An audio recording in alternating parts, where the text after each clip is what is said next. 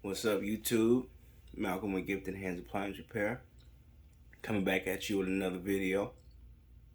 So I just wanted to get on here today and just talk to my audience about a little bit about things on what customers don't like about technicians, appliance repair technicians to be exact. So I've gone into a few customers' houses and they're all telling me, hey, the last company that came by here didn't know what he was doing. Yeah, this. Do you know what you're doing? But of course, ma'am, that is my job. But this is just a rap that, we get as appliance repairmen because a lot of people don't know how to do their job right, or a lot of people don't know what they're doing. Now, I understand, getting out there and being fearless and, putting your mind to something and doing it. But, it's a whole different ball game when you start taking people money, man. Like, if you go to somebody's house and you tell them that you're going to come back with a part, please come back. Because we suffer if you don't. We suffer, man. We don't like suffering, especially not me. It's already bad enough being a black appliance repairman, a business owner. People don't look at you the same. They don't feel like you're supposed to be in a position that you are in. So just to make things worse, I'm already walking into a situation and a lot of people just don't trust us. So, if you are a good appliance repair technician, if you're going to go into a customer's home and convince them of a repair and convince them into their pockets, please come back, because that helps the whole community out in the long run. Other things like customers saying, hey, this guy came back 5 or 6 times and the problem still isn't fixed. At that point we're like, uh okay, we gotta play hero at that point. And it's really hard to play hero to try to convince a customer, otherwise, just walking into a situation like that. That's hard. If you're going to if you're gonna be a technician, appliance repair technician at that, please make sure you know how to do your job. Or if you don't know how to do your job, you know, get the model number before you show up. Take a look at the schematics. Do something to kind of elevate your knowledge and to kind of get you on point with what you're doing. Excuse me, I had to burp there. But yeah, you got to elevate your game, man. You can't just walk up in there not knowing anything. Back when I first started in the appliance game, I was training underneath the guy that had his own company. So, a lot of things that I seen him do, I mimicked. And, I went to YouTube to try and, boost my knowledge on certain things. But the basis is, I went to school, I've got my EPA license, I'm a universal technician. I do work on sealed systems for, refrigerators, which are residential and commercial. I work on walk-in coolers, reach-in coolers, work on ice cream machines, kegerators, slurpee machines, hot dog machines, washers, dryers, dishwashers, trash compactors, wine coolers, kegerators, anything that's an appliance, you can bet it, I work on it. I don't just limit myself to brands. A lot of times customers also tell me, hey man, the last guy that came by here says that he doesn't work on Samsung or he doesn't work on LG. And I'm just thinking, man, I'm like, why? Like, why? If you know the criteria, you got to know that Samsung and LG is like two of the easiest brands to service, man. Look at where they come from. That's all I'm gonna say. Nothing against anybody, but look at where they come from.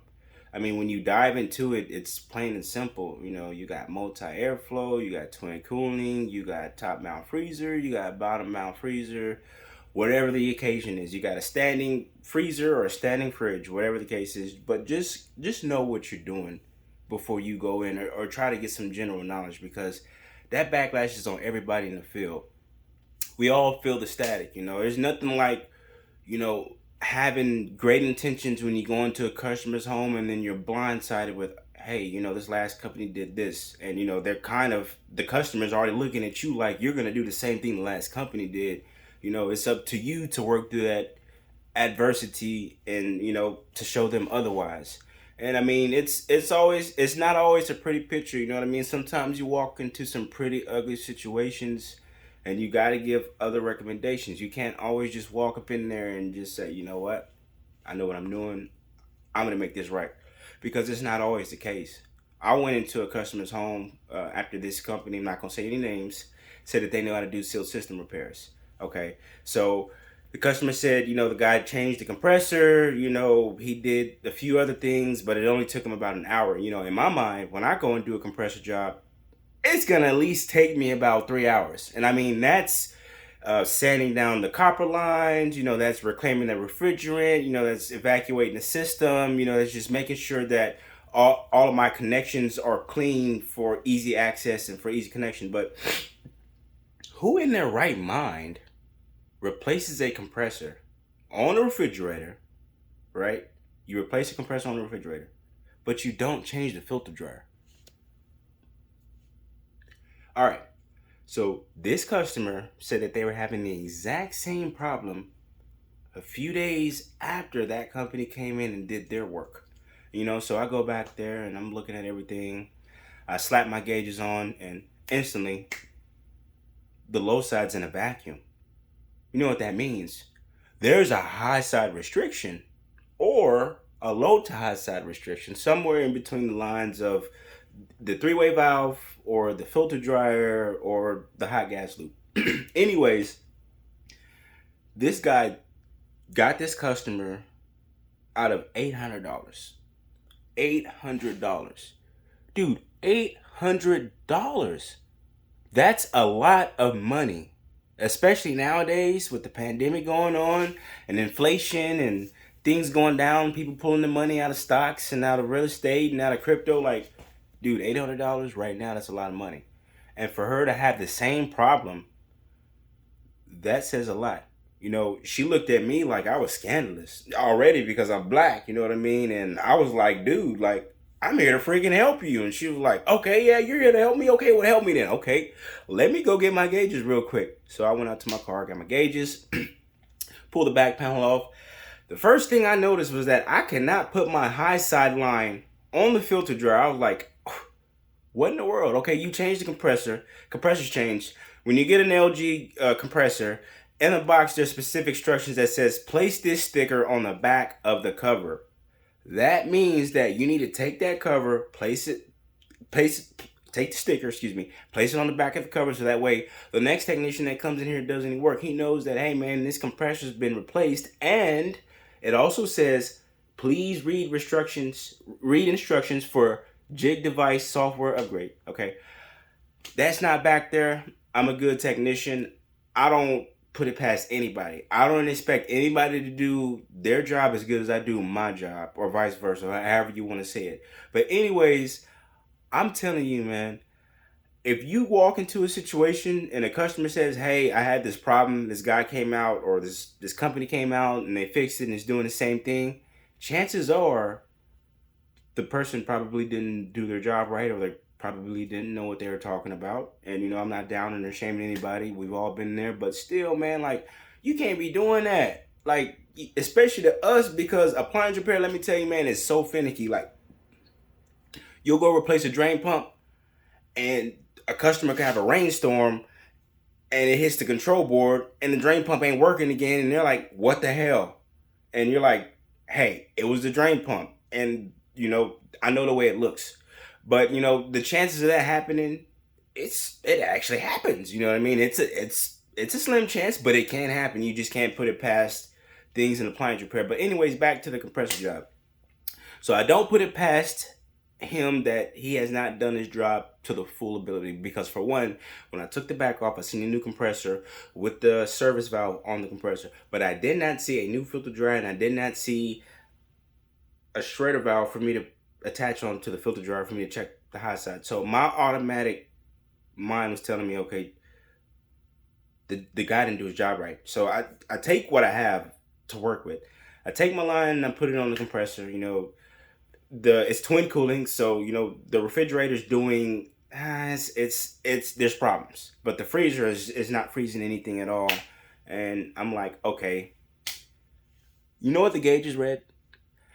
Negative 30HG. That is a deep vacuum, my friend. And the reason that I knew that there was still refrigerant in the system was because the condenser was hot as hell. Like, it was so hot that if I had to piss, dude, and I touched that, I probably pissed on myself. Why? Because the shit's hot. But anyways, let me tell you this, man. A deep vacuum, there's a restriction. Now, chances are the restriction could have been behind the filter dryer.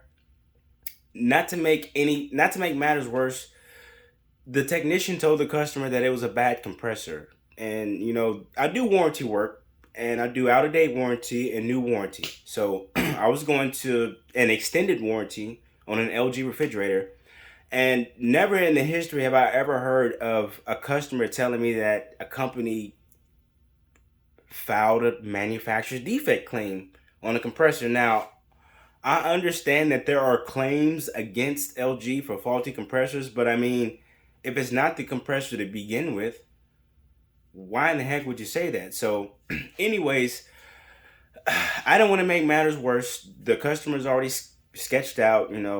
She already had somebody get her out of $800, and I'm a good person. I want to be the hero in this situation, and I did everything I could to help them. I told the warranty company that I was doing the work for, hey, this customer had this problem. The initial problem, was a restriction. As you can see, the guy pumped the system full of refrigerant, and to get the system to start cooling. And once it started cooling, he got out of there. You know what I mean? Like, that's not the proper way to do things. If you cannot weigh in the proper charge of refrigerant and get the ideal pressures that you are looking for, for like, let's say for like an LG refrigerator, you got a standard 6.2 ounces or 5.8 ounces or 5.11 ounces. Like, once I pull a vacuum on the system, and by the way, this is CBD. Yeah, I'm in Texas, and I got this from Planet K. But check. Anyways, once I pull the vacuum on the system, once it gets down to negative 30 in the vacuum, and I get ready to charge it up, put my lines on the hot side, and on the low side, I've got my no loss fitting shredder valves attached to the valves on my actual gauges, and I'll plug the refrigerator in or the equipment in, and I'll start it so the compressor can start pulling, and I'll weigh in the charge or whatever it calls for. But a lot of times on these smaller systems, for like anywhere between 5.2 ounces to 6.7 ounces, your readings on the low side are probably going to be anywhere between 0 to 7 psi on the low side, and that's proper charge. That's reading, after the system has pumped down and the refrigerants ran through the hot gas loop and it's gone through the entire system.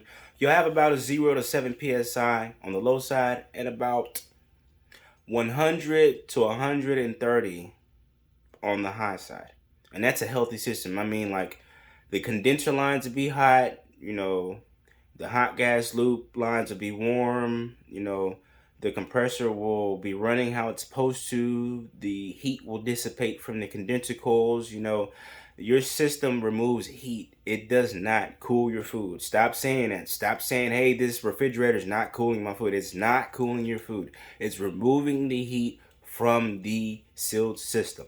So you got an aluminum evaporator, and then you got a steel condenser. There's a heat exchange. Aluminum absorbs the heat, and it sends it down to the condenser, and it dissipates. So it's absorbing the heat to have a controlled atmosphere, a controlled room. So, long story short, I just told the warranty company that, it was a misdiagnosis from the beginning, which it was, because had it would have been a bad compressor, it wouldn't have been the same results. You get what I'm saying? The customer said that the results were the exact same. It was acting the exact same way. That means that the new compressor did not solve the problem. So that means, to begin with, which I know this for a fact, on an LG refrigerating twin cooling system, the most common problem that you will have is a leak in one of the evaporators or a restriction in the cap tube leading to the one of the evaporators. It's going to be that, either or.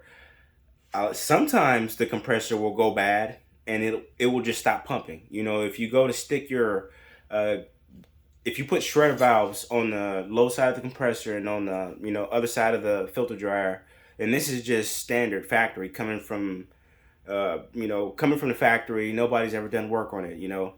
If you go to an LG refrigerator and the compressor's running, evaporator fan mode is running, condenser fan mode is running. Remember, when the compressor's on, the evaporator fan mode is on, the condenser fan mode is on. So that means that it's cooling. So if you go into a call like this and you open the refrigerator and the freezer and it's warm in there and it kind of smells like warm plastic, chances are either you got a leak or that's a bad compressor. And it's kind of been like 70% bad compressor and 30% leak versus restriction for me on those sides. So a lot of times it'll be a bad compressor, but it won't necessarily be a manufacturer's defect, because you have to take in a lot of things into consideration when it comes down to a manufacturer's defect. And when you do that, you just put the customer through a whole lot of trouble and a whole lot of things that they don't need. So if you're working for extended warranty, make sure you're doing your job right. If you are an appliance repairman or appliance repair company technician, whatever your label is, if you're going into these companies, you're going to these offices, you're going to these customers' homes, if you don't know what you're doing, please do not go, because you're giving us a bad rap. You're giving us a bad name. We're out here trying to do good work. There are good appliance repairmen. Like me, I'm going to give it my all. Every customer that I go to, I'm going to make sure that I got a smile on my face. You know what I mean? If I'm stinky, I got an extra shirt in the car. I'm presentable. I'm talking to them in a manner in which they understand I'm talking. I sound professional and educated when I'm talking to them. I sell it all. And they're like, oh yeah, you know what, man, I can't wait to get my appliance fixed. I got them psyched. And when I get back with that part, whether it's 2 days, 3 days, a month later, if it's on back order, I fulfill my duties. There are a few times where I've gone to appliance repair jobs and I told customers, hey, the control board is bad, but I won't know if there's anything else with the system if this control board isn't turning the motor on, turning the compressor on, or turning whatever on that it's supposed to be turning on. I won't know if something else is bad. And there's been a few cases like that, and people have understood it, and other people have not understood. But the bottom line is, if I go into somebody's house, I'm going to have confidence. I'm going to look professional. I'm going to smell good. I'm going to do the whole nine. And if I take money from anybody, you better believe that you're going to be able to get a refund, or I'm going to come back and do my job. But either way it goes, I'm going to do my job to the best of my ability. All you have to do is stay humble. Treat people how you want to be treated. Go into people's houses with every intention of good inside of you. And just do your job. Talk to them sometimes. Laugh with them, joke with them. Hey man, how's it going? I walk into some people's houses and they, yeah. Hey man, how's your day going? Good to see you. Good to know things are going well. If there's a garden outside, hey, let's talk about the garden. Hey, if you got plants outside the front yard, let's talk about the plants. You know what I mean? If you're getting a pool built or something, just anything to and entice and make yourself likable. You know what I mean? I'm a likable person. I don't believe that there is not a soul on this earth that can get along with me. I live life every day. I got 5 kids and a wife, and if it wasn't for them, I wouldn't do what I do. I got to keep pressing and pushing for my family and my kids, man. And this is my livelihood. So when I go into people's houses, excuse me, when I go into people's houses, my every intention is set on helping them and fixing them. If I'm going to go out to do a repair on something that I've done repetitive over the past 10 years, and the customer's like, how long should I expect out of this repair? I'm not going to tell them you're going to expect 10 days, you're going to expect a year or 30 years. I'm going to be blunt with them. Like, hey, I've done this repair a few times. The life expectancy that I've seen is like 2 years, 3 years. And depending on how much it costs, they just sum it up to either getting a new appliance or going with the repair. I mean, as long as you're transparent and brutally honest with people, there's no choice but for people to like you. And another thing is, stay in contact with your customers, man. You know what I mean? Like, if they've been waiting a few days, a few weeks or whatever, it's okay to call your customers every 2 to 3 days. You know what I mean? You stretch it out, however you want to do it. But the bottom line is, please stop going into people's houses and taking their money and not coming back, because it falls back on honest people like me. Honest people, you know what I mean? Like, just come on, man. Be real. But hey, thank y'all so much for watching the video. If y'all have any questions or concerns, hey, drop them in the comment section. I'll talk back, man. I'm just here to spread the love. Peace.